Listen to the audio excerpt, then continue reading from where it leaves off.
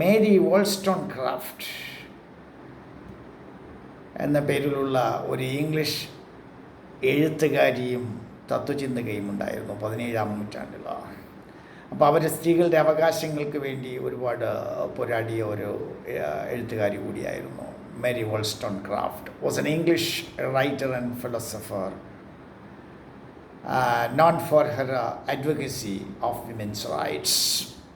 അപ്പോൾ അവരുടെ ഒരു ബുക്ക് വായിച്ചു. അതിൽ വരികൾ ഇതാണ്, അതെന്നെ ശരിക്കും ആകർഷിച്ചു.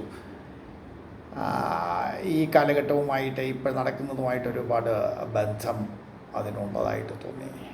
A country can never become A super power until it's women feel safe in that country.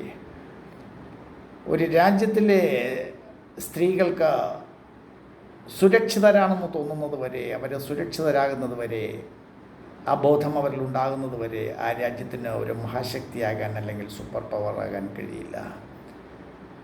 ഇന്നത്തെ ഈ സാഹചര്യവും ഇന്ന് വന്നുകൊണ്ടിരിക്കുന്ന സ്ത്രീ പീഡന കേസുകളും ഒക്കെ നോക്കുമ്പോഴത്തേക്ക് നമ്മുടെ രാജ്യത്തിന് ഒരു സൂപ്പർ പവർ ആകാൻ കഴിയുമോ ഇല്ലയോ എന്ന് നിങ്ങൾ തന്നെ തീരുമാനിക്കുക.